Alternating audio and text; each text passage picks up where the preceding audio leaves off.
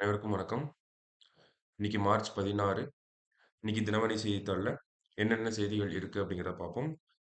முதல்ல எடுத்தோனே பார்த்தோம்னா, தமிழக அரசின் திட்டங்கள் பத்தி நெறைய குடுத்துருக்காங்க. தேர்வு நோக்குல நமக்கு இதெல்லாம் கொஞ்சம் தெரிஞ்சுக்கிறது அவசியமா இருக்கும். கலைஞர் மகளிர் உரிமை திட்டம், அ காலை உணவு திட்டம், புதுமை பெண் திட்டம், இதெல்லாம் நம்ம ஆல்ரெடி கேள்விப்பட்ட திட்டங்களா இருக்கும். மகளிர் உரிமை திட்டம்னா, குடும்ப தலைவிகளுக்கு ரூ. 1000 குடுக்கறது. காலை உணவு திட்டம், மதிய உணவு திட்டம் மாரி காலை உணவு.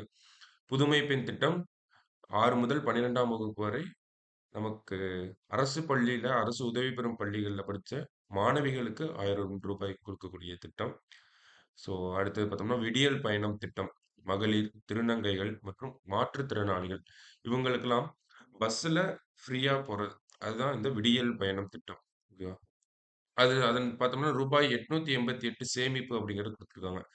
அது வந்து பார்த்தோம்னா, நமக்கு ஸ்டேட் பிளானிங் கமிஷன் மாநில திட்டக்குழு அத ஒரு அறிக்கையா சமர்ப்பிச்சிருப்பாங்க. அந்த ஒரு அடிப்படையில தான் அத சொல்லியிருக்காங்க. ஓகேங்களா?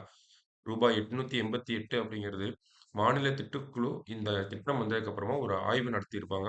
இந்த ஆய்வின் அடிப்படையில சொன்ன ஒரு விஷயம். மாதந்தோறும் ரூபாய் 888 சேமிக்க முடியும் அப்படிங்கிறது. அடுத்தது மக்களை தேடி மருத்துவம். 2021லயே நமக்கு வந்திருக்கும் இந்த திட்டம்.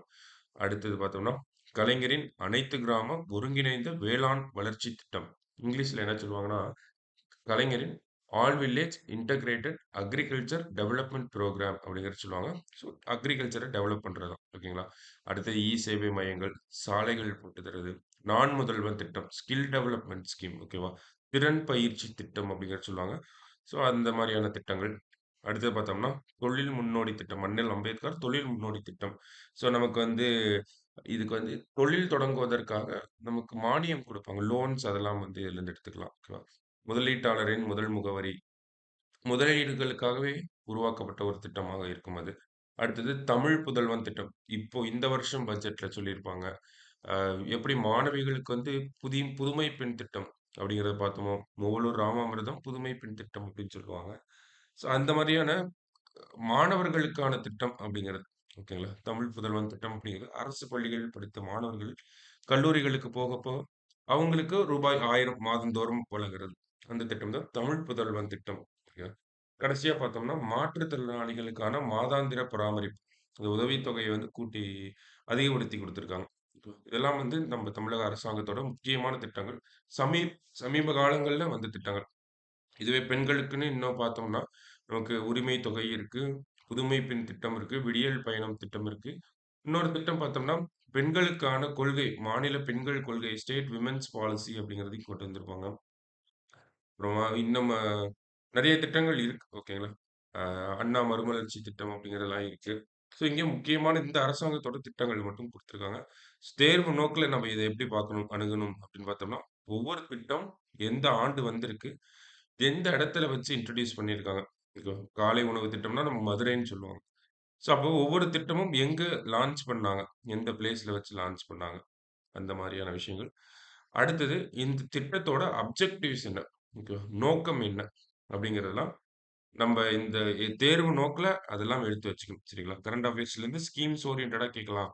இல்ல யூனிட் 9ல இருந்து ஸ்கீம்ஸ் ஓரியன்டடா கேட்கலாம்னா, இதெல்லாம் கேட்கலாம். ஓகேவா?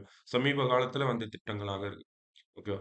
ஸோ இதே மாரி தான் மத்திய அரசாங்கத்துக்கும் நம்ம எடுத்து வைக்கணும். மத்திய அரசாங்கம் சமீப காலங்கள்ல என்ன மாதிரியான திட்டங்கள் கொண்டு வந்திருக்காங்க? அதனுடைய நோக்கம், எங்கிருந்து லான்ச் பண்ணாங்க? அதெல்லாம் நம்ம பார்த்து வச்சுக்கணும். ஓகேவா? ஸோ இதையும் தாண்டி நமக்கு நம்மை காக்கும் 48 அந்த மாரி திட்டங்கள்லாம் இருக்கு. இல்லம் தேடி கல்வி இருக்கு. ஸோ அந்த மாரி சமீப காலங்கள்ல வந்து மத்திய, மாநில அரசுங்களோட திட்டங்கள பத்தி எடுத்து வச்சுக்கிறது ரொம்ப முக்கியமா இருக்கு. ஸோ அடுத்தது நம்ம செய்திக்குள்ள போலாம். செய்திகளுக்குள்ள போனோம் அப்படின்னா, நமக்கு இன்னைக்கு ரொம்ப ரொம்ப குறைவான செய்திகள் தான். ஸோ முதல்ல திருக்குறள். என்ன திருக்குறள் என்ன இருக்கு அப்படிங்கிறத பார்ப்போம். "எவ்வது உறைவது உலகம், உலகத்தோடு அவ்வது உறைவது அறிவு" அப்படின்னு சொல்றாங்க. "எவ்வது உறைவது உலகம், உலகத்தோடு அவ்வது உறைவது அறிவு." உலகம் எவ்வாறு நடைபெறுகின்றதோ, உலகத்தோடு பொருந்திய வகையில் தானும் அவ்வாறே நடப்பது அறிவாகும் அப்படிங்கிறத சொல்றாங்க. திருக்குறள் எண் 426 அதிகாரம் அறிவு உடைமை. அதாவது வேர்ல்டோட ட்ரெண்ட் எப்படி இருக்கோ, அந்த ட்ரெண்டுக்கு ஏத்த மாரி தான் நம்மளும் போகணும்னு சொல்றாங்க. அது நம்போங்கிறத இந்த இடத்துல நம்ம மாநிலத்த சொல்லலாம், நம்ம நாட்ட சொல்லலாம், இல்ல நம்பளயே தனிநபர கூட சொல்லலாம். அந்த மாதிரி இருக்கக்கூடியது தான் இந்த குறளோட சிறப்பு. யார வேணாலும் எடுத்துக்கலாம். ஓகேவா? அந்த நம்ப நடக்கிறது அப்படிங்கிறது, உலகம் போகின்ற வழியில தான் நடக்கணும் அப்படிங்கிறத சொல்றாங்க. ஓகே. வேர்ல்டு ட்ரெண்ட்ஸ்க்கு ஏத்த மாரி நம்மளே மாத்திக்கணும் அப்படிங்கிறது. "எவ்வது உறைவது உலகம், உலகத்தோடு அவ்வது உறைவது அறிவு." அடுத்து செய்திகளுக்குள்ள போனோம்னா, முக்கியமான செய்தியா இன்னைக்கு இந்த ஒரு செய்தி இருந்துச்சு. என்ன அப்படின்னு பார்த்தோம்னா, புதிய மாநகராட்சிகள் உருவாக்கப்பட்டிருக்கு. என்னென்ன மாநகராட்சிகள் அப்படின்னு பார்த்தோம்னா, புதுக்கோட்டை, நாமக்கல், திருவண்ணாமலை, காரைக்குடி நகராட்சிகளை மாநகர மாநகராட்சிகளாக தரம் உயர்த்துவதற்கான உத்தரவை முதல்வர் வெளியிட்டார் அப்படிங்கிறத குடுத்திருக்காங்க. ஓகேவா? இப்ப என்னென்ன மாநகராட்சிகள் அப்படின்னு பார்த்தோம்னா, நகராட்சிகளா இருந்த 4 பகுதிகள் இப்ப மாநகராட்சிகளா ஆகப்போகுது. என்னென்ன பகுதிகள் அப்படின்னு பார்த்தோம்னா, புதுக்கோட்டை, திருவண்ணாமலை, நாமக்கல், காரைக்குடி. மொத்தம் 4 மாநகராட்சிகள் புதுசாக வந்திருக்கு நமக்கு. அப்போ நம்ம ஒரு மாநகராட்சி, ஒரு நகராட்சி, ஒரு மாநகராட்சியா மாத்துறோம். அதற்கு ஏதாவது ஒரு சட்டங்கள்ல திருத்தம் கொண்டு வரணுமா? இல்ல நம்ம டைரக்ட்டா ஒரு கவர்ன்மென்ட் ஆர்டர் குடுத்தாலே போதுமா? அப்படின்னு கேட்டா, ஒரு சில திருத்தங்கள் பண்ண வேண்டியிருக்கு சட்டத்துல. என்ன சட்டம்? எதுக்காக திருத்தம் பண்றோம்? நம்ம நகராட்சியா இருந்து மாநகராட்சியா மாத்துறோம். அப்ப அதுக்கு ஏத்த உண்டான விஷயங்கள, அதுக்கான ரெஸ்பெக்டிவ் ஆக்ட்ன்னு இருக்கும். ஓகேங்களா? அதுக்குன்னு உண்டான சட்டங்கள்ல திருத்தம் கொண்டு வந்துருவாங்க உடனே.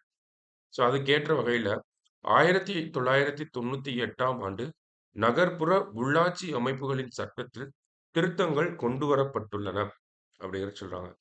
இப்ப இங்கிலீஷ்ல பார்க்குறோம் அப்படின்னா, 1998ல நமக்கு Tamil Nadu urban local bodies act அப்படிங்கிறது வந்துரும். ஓகேங்களா? Urban local bodies, municipality, municipal corporation இந்த மாதிரியான விஷயங்கள வந்து டீல் பண்றதுக்காக ஒரு சட்டம் கொண்டு வந்திருப்பாங்க. அதுதான் நகர்ப்புற உள்ளாட்சி அமைப்புகள் சட்டம் 1998ன்னு சொல்றோம். ஸோ அந்த சட்டத்துல சில திருத்தங்கள் பண்ணியிருப்பாங்க. ஏன்னா, நம்ம புதுசா மாநகராட்சிகள் உருவாக்கியிருக்கோம். அதனால. ஸோ அப்ப இந்த தமிழ்நாட்டுல மொத்த மாநகராட்சிகளின் எண்ணிக்கை என்ன?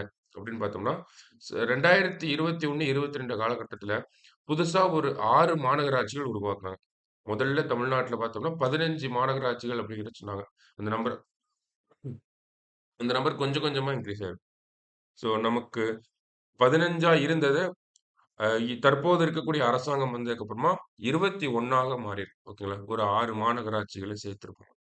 அதுக்கப்புறமா இப்ப புதுசா ஒரு 4 மாநகராட்சிகள் உருவாக்கப்பட்டிருக்கு. அப்ப தமிழகத்துல மொத்தம் மாநகராட்சிகளின் எண்ணிக்கை அப்படின்னு பார்க்கிறப்ப, 25 மாநகராட்சிகள் அப்படிங்கிறது தான் கரெக்ட்டான பதிலா இருக்கும். ஓகேவா? ஸோ எக்ஸாம்ல கேட்கறதுக்கு வாய்ப்புகள் அதிகமா இருக்கு. தமிழகத்தின் மாநகராட்சிகளின் எண்ணிக்கை என்ன? சிம்பிளா ஒரே லைன்ல குடுத்துருவாங்க. 15, 21, 25ன்னு நம்மள கன்ஃப்யூஸ் பண்ணலாம். 25 மாநகராட்சிகள் அப்படிங்கிறது தான் சரியான விடையா இருக்கு. என்னென்ன மாநகராட்சிகள் அப்படிங்கிறத இங்க குடுத்துருக்காங்க. ஓகே. ஸோ இது ஒரு முக்கியமான செய்தியா இருந்துச்சு. அடுத்த கட்டமா பார்த்தோம்னா, இங்க பெருசா செய்திகள் ஒண்ணும் இல்ல. இன்னைக்கு தேர்தலுக்கான தேதி அறிவிச்சுருவாங்க அப்படிங்கிறது ஒரு சொல்லியிருந்தாங்க. ஸோ மத்தபடி பார்த்தோம்னா பெருசா எதுவும் இல்ல. இந்த இடத்துல பார்த்தோம்னா, இந்திய ராணுவத்தில் அப்பாச்சி ஹெலிகாப்டர்கள் இணைப்பு அப்படிங்கிறத சொல்றாங்க. ஸோ இந்திய ராணுவத்தில் முதல் முறையாக அப்பாச்சி தாக்குதல் ஹெலிகாப்டர்கள் இணைக்கப்பட்டன அப்படிங்கிறத சொல்றாங்க. இந்த அப்பாச்சி அப்படிங்கிற பேரு யாரு இத தயாரிக்கிறாங்க அப்படிங்கிறது நமக்கு முக்கியமா. அமெரிக்காவின் போயிங் நிறுவனம் அப்பாச்சி ஹெலிகாப்டர்களை தயாரிக்கின்றனர். ஸோ அமெரிக்கால தயாரிக்கப்படக்கூடிய ஒரு ஹெலிகாப்டர்களா இருக்கு. ஓகேங்களா? அதாவது அப்பாச்சி தாக்குதல் ஹெலிகாப்டர் அப்படின்னு சொல்லுவோம். அப்பாச்சி அட்டாக் ஹெலிகாப்டர்ஸ் அப்படின்னு. ஸோ போயிங் நிறுவனம் புகழ்பெற்ற போயிங் நிறுவனம் தான் இந்த ஒரு அப்பாச்சி ஹெலிகாப்டர்களையும் தயாரிச்சுட்டு இருக்காங்க. உலகின் அதிநவீன பன்முக பயன்பாடு கொண்ட தாக்குதல் ஹெலிகாப்டர் அப்படிங்கிறத சொல்லுவாங்க. ஓகேவா? அதிநவீன பன்முக பயன்பாடு கொண்ட தாக்குதல் ஹெலிகாப்டர்கள். இப்ப இந்தியாவோட ராணுவத்துக்காக இத கொண்டு வந்திருக்காங்க. முதல் முறையா இந்திய ராணுவத்தில இணைக்கப்பட்டிருக்கு. இந்தியாவுல முதல் முறையா எங்க இணைச்சிருப்பாங்கன்னா, இந்தியாவோட விமானப்படையில தான் தற்போது இப்போ ஆல்ரெடி யூசேஜ்ல இருக்கக்கூடிய ஒரு விஷயம். இந்த அப்பாச்சி ஹெலிகாப்டர்ஸ் அப்படிங்கிறது. ஃபர்ஸ்ட்டு இந்தியாவுக்குள்ள வரப்ப இந்தியன் ஏர் ஃபோர்ஸ் கிட்ட தான் குடுத்துருப்பாங்க. இப்ப இங்க என்ன செய்தி குடுத்துருக்காங்கன்னா, ஏர் ஃபோர்ஸ் கிட்ட இருக்கு ஆல்ரெடி. ஆனா இந்திய ராணுவத்துக்கிட்ட, ஆர்மி கிட்ட இப்ப தான் வருது அப்படிங்கிறது தான் செய்தி. ஓகேங்களா? நமக்கு இந்த அப்பாச்சி ஹெலிகாப்டர்ஸ் அப்படிங்கிறது அமெரிக்கால இருந்து வருது அப்படிங்கிறதையும் நம்ம தெரிஞ்சுக்கணும். ஸோ மத்தபடி அடுத்த செய்திகள் அப்படின்னு பார்த்தோம்னா, ஆ மத்த ஒரு பெரிய செய்திகள் ஒண்ணும் இல்ல. ஓகேங்களா? ஃபுல்லாவே வந்து நமக்கு எக்ஸாம் பாயிண்ட் ஆஃப் வியூல எடுத்துக்க முடியாத செய்திகள் தான் அதிகமா இருந்துச்சு. இந்த செய்தித்தாள பார்க்குறப்போ நமக்கு இந்த திட்டங்கள் அப்படிங்கிறது முக்கியமா இருந்துச்சு. அதுக்கப்புறமா இந்த 4 மாநகராட்சிகள் அப்படிங்கிறது முக்கியம். ஓகேங்களா? 4 மாநகராட்சிகள், அதை ஒட்டி வரக்கூட இந்த தமிழ்நாடு நகர்ப்புற உள்ளாட்சி அமைப்புகளுக்கான சட்டம் 1998. அதெல்லாம் கொஞ்சம் இம்பார்ட்டன்ட்டா இருந்துச்சு. 25 மாநகராட்சிகள் அப்படிங்கிறது முக்கியம். சரிங்களா? ஸோ நாளைக்கு செய்தித்தாள் வாசிப்புல சந்திக்கலாம்.